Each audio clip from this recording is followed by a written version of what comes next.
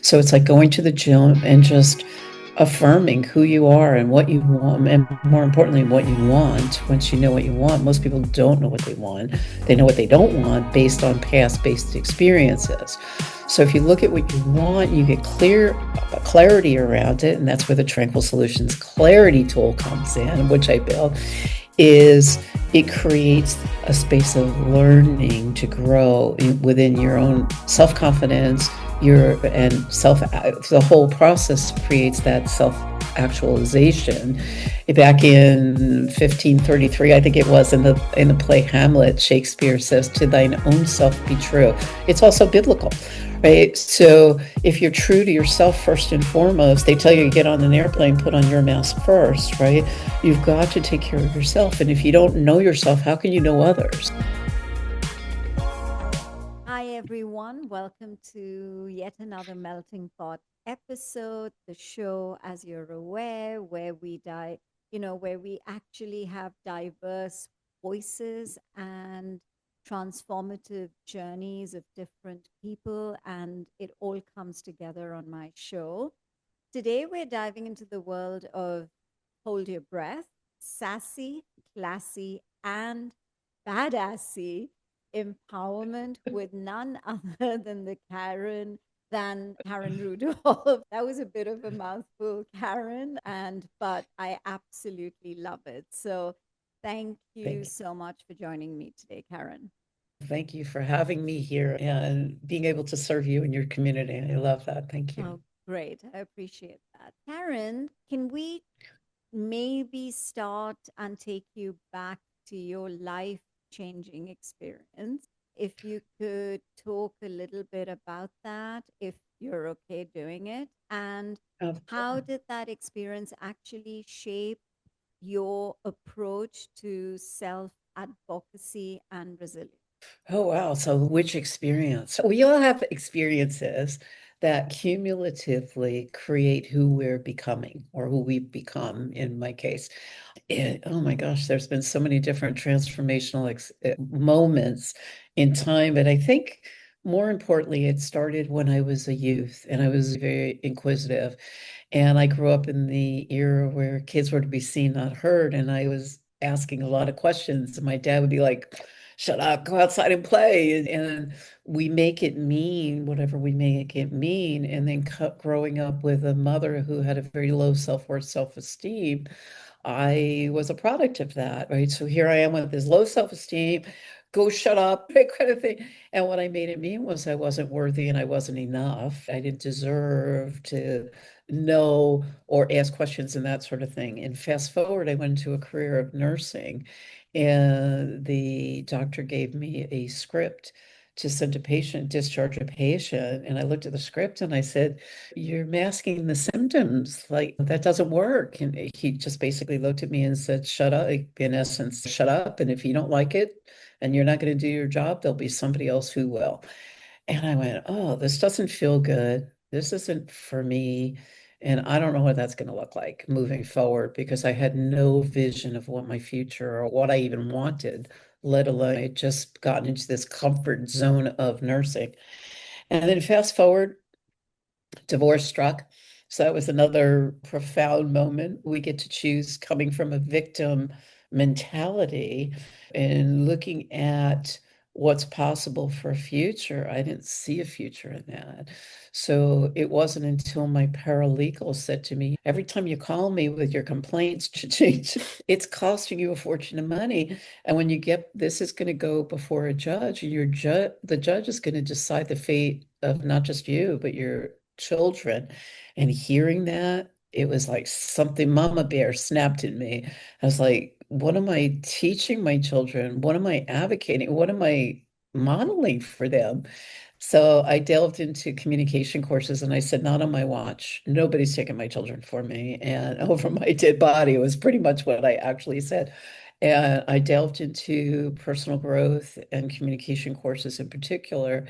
And I said I was going to go before the judge and speak my truth and be an advocate for my children. And that was probably the most profound thing I could have taken on at the moment, because I also declared that I will never be out of communication again. Because if we go back to like grade school, they teach grammar and they teach kids and all that, but they don't teach us communication skills, how Yeah. to communicate with other human beings. So that was the beginning. And then my mom got sick while I was going through this horrific divorce. And she, again, having low self-esteem, low self-worth, she was taking a painting at age 72 years, and she had no one to show her paintings to because she was so far away. And she would call me every day, and I'd be sitting there with a kid on the shoulder or the breast or on my lap, whatever.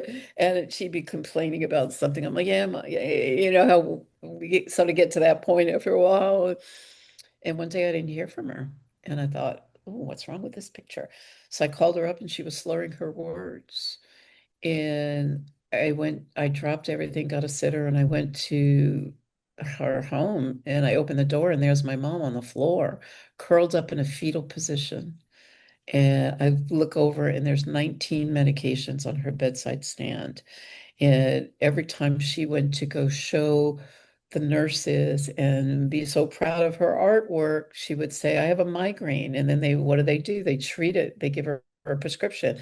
And then 2 weeks later, she'd do another portrait or something. And oh, here, ooh, ah, oh, this is gorgeous. The migraine medication gave me nausea.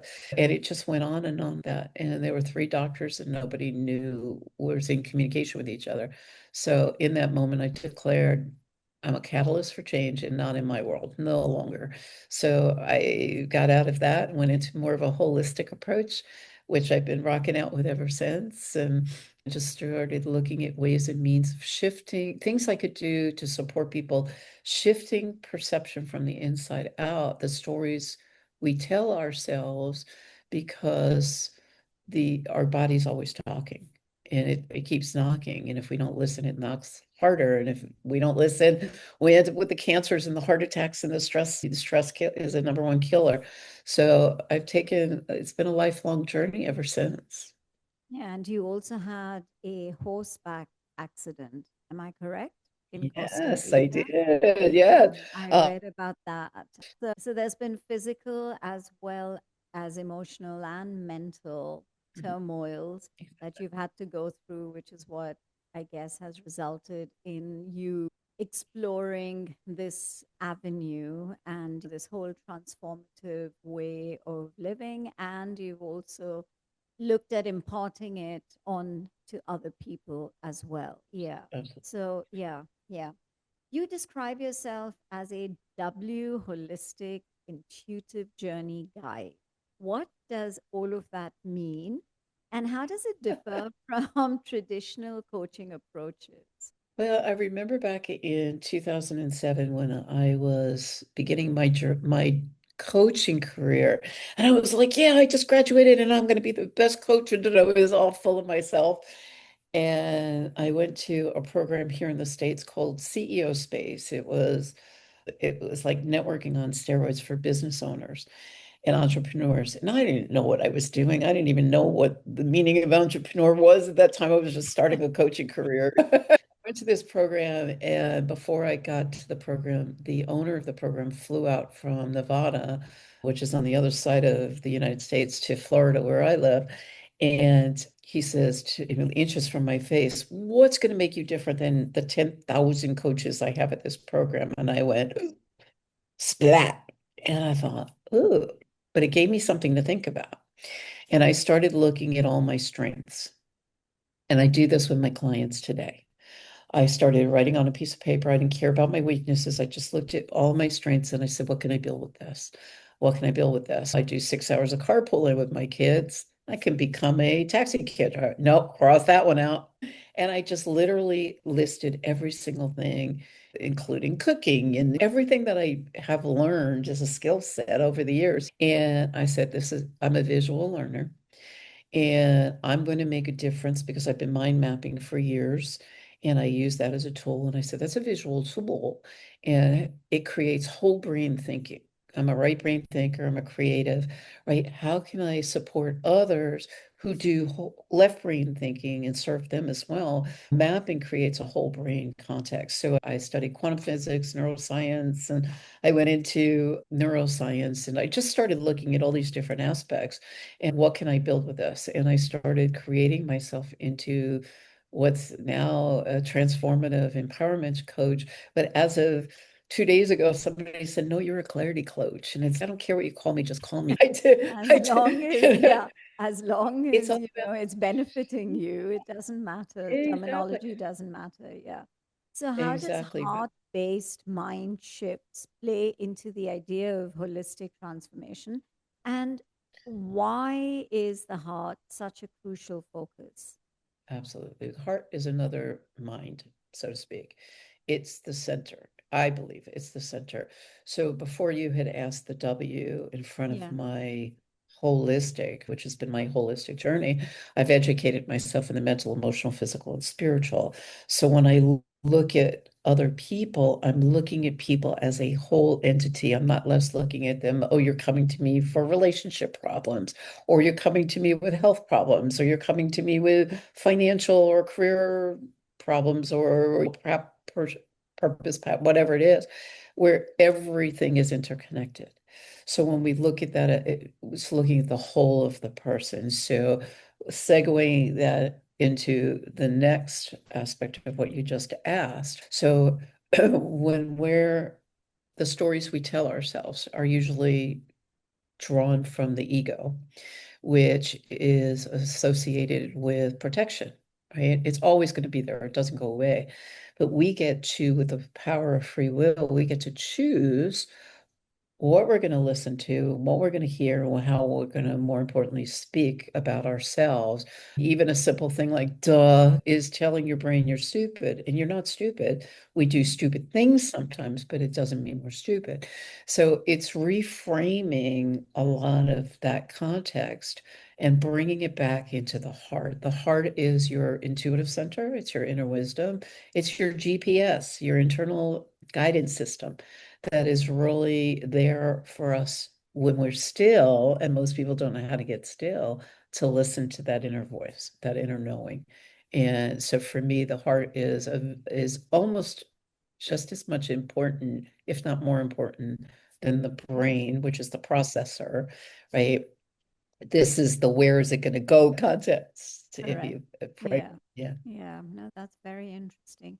You obviously deal with a lot of people. So many of the leaders, they struggle with authenticity.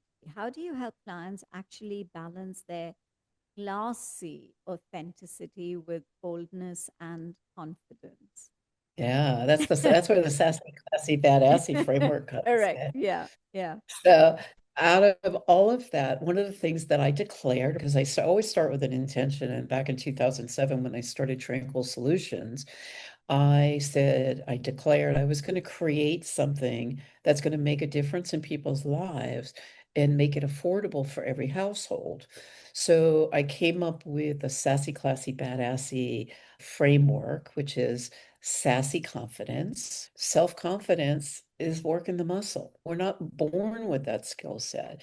It's a learned thing. And then we make ourselves bad and wrong for not knowing what we don't know.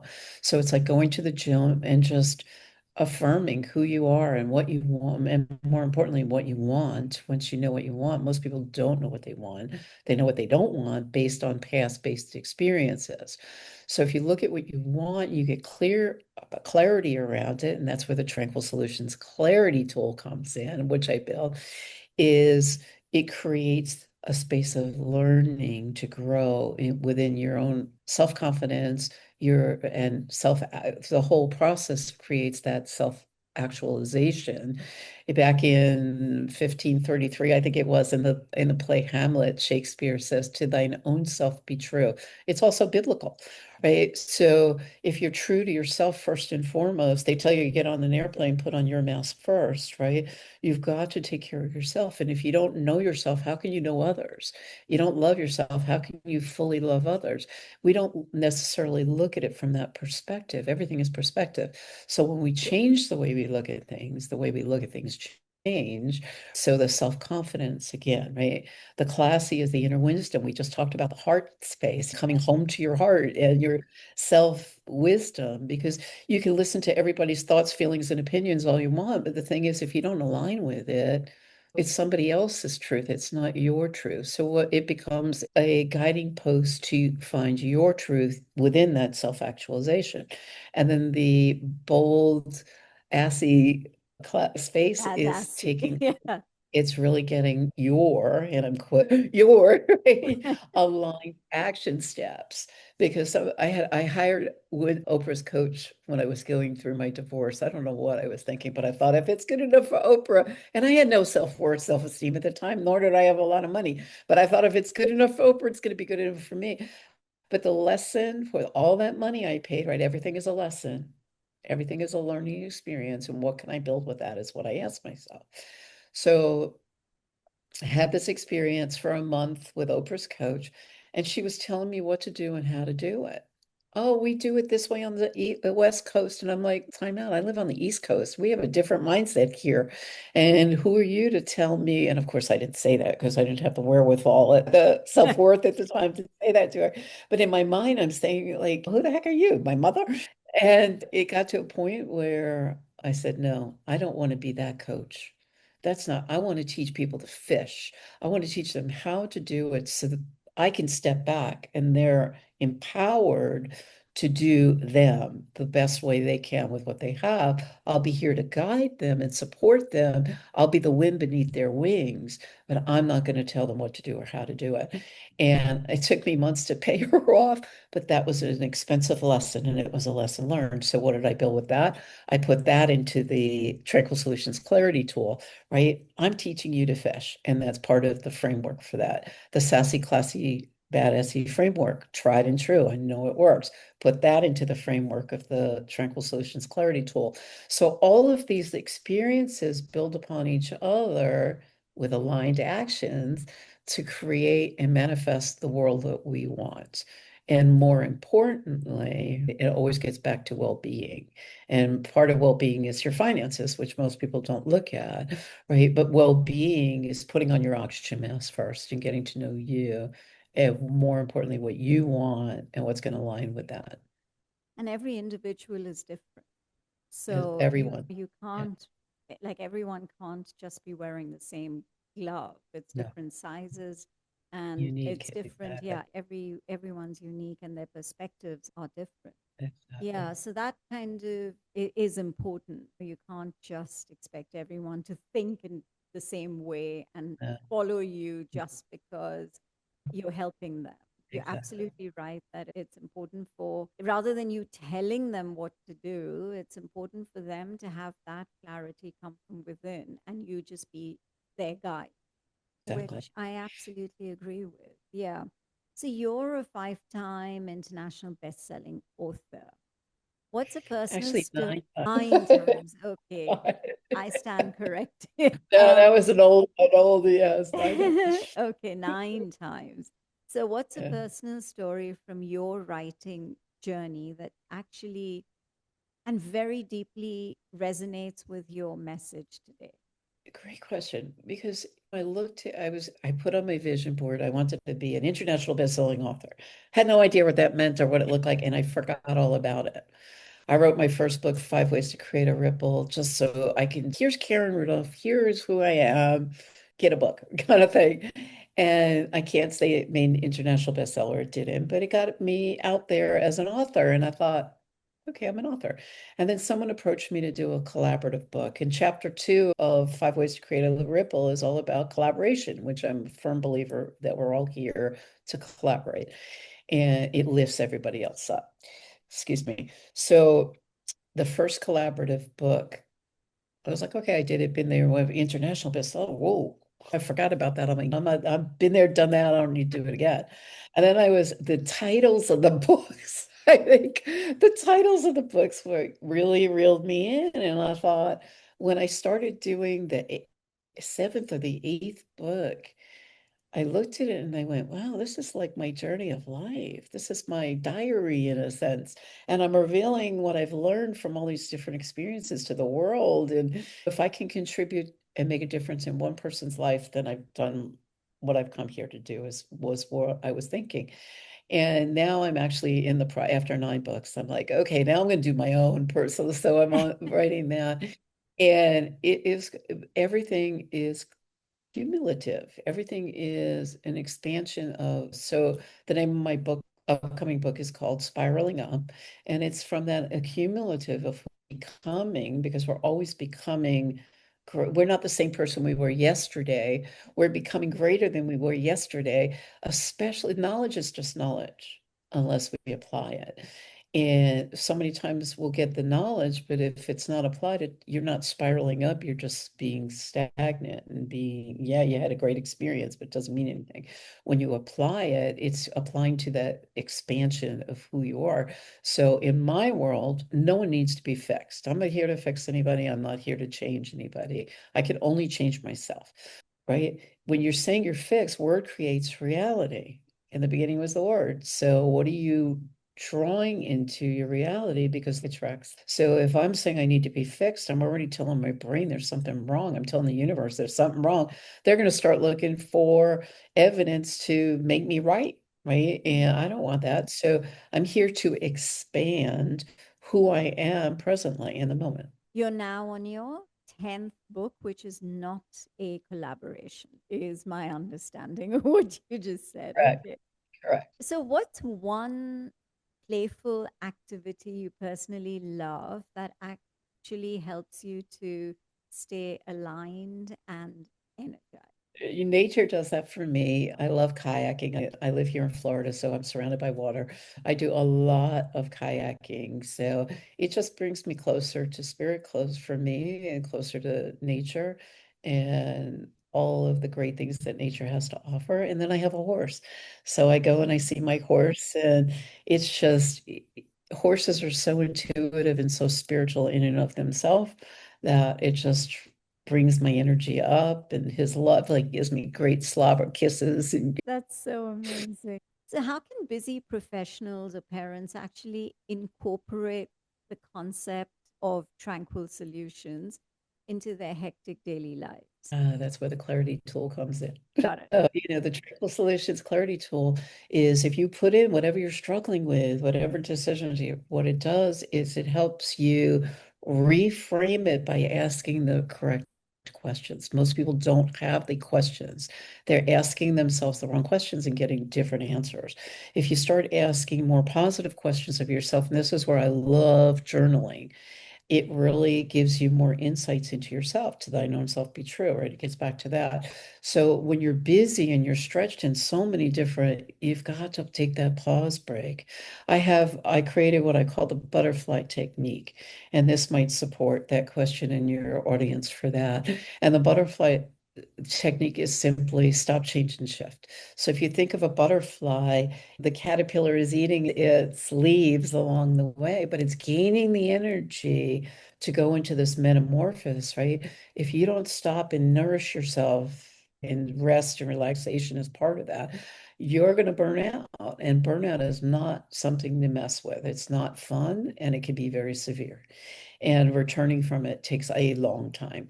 And of course, it impacts your health and well-being. And without your health and well-being, how can you support yourself or support your family, or being a mom, supporting your children, whatever that looks like? So when you stop, right, you're pausing, and then the caterpillar goes into the cocoon, right? So you're shifting the energy during that. You're changing, stop, change, right? So you're changing the energy and allowing yourself to pause long enough. When you pause and take a deep breath, you're actually oxygenating your brain, allowing yourself to get a moment of clarity, which is going to support, and it's free, right? Taking that deep breath is free. And then when you go from there to shifting the energy, everything is energy, right? Stop, change, and shift. You're starting with a new path instead of going forward, and where you're going to shift the energy and go elsewhere. Butterfly technique. Thank you so much, Karen. This was very informative, even for me. If anyone wants to reach out to you or get a hold of your books, how is it possible to do that? I am across all of social media. On my Facebook page, Karen Rudolph with an F, there is a link there called Linktree, and it has all of my contact information on there for sure. There's a link to the Tranquil Solutions Clarity Tool, which is the product that I said is going to be affordable in every household. And that's the intent that I had created back in the day. Took me 15 years to develop that. But more importantly, if you go to www.tranquilsoul, S-O-U-L, lutions.com, I have a free gift for your listening audience there, which will also support you in creating clarity for yourself. And the link to the tool is there as well. So thank you. Perfect. Thank you so much, Karen. I really think that whatever you're doing is so meaningful. And I'm sure a lot of people have been impacted in a positive way with all the support that and the guidance that you have been offering. And, you've got Thank another you. book, number 10. Maybe the next time I interview you, you'll probably be on book number 50. You'll correct me again and say, no, excuse me, Pyle, but this is now book number 15. So, I don't know that I'll do anymore, but I will continue doing courses and building things awesome. that are going to support Yeah, people in creating more clarity for themselves, more well-being, and more authenticity for themselves. Because I believe that's where the freedom, peace, and ease come from, yeah, is when you know yourself and really know what you want and where you're going. yeah, So yeah. Great, great. Thank you so much once again, Karen. You thank have a you. fabulous day Pleasure. ahead. You as well. Thank you so Okay. much.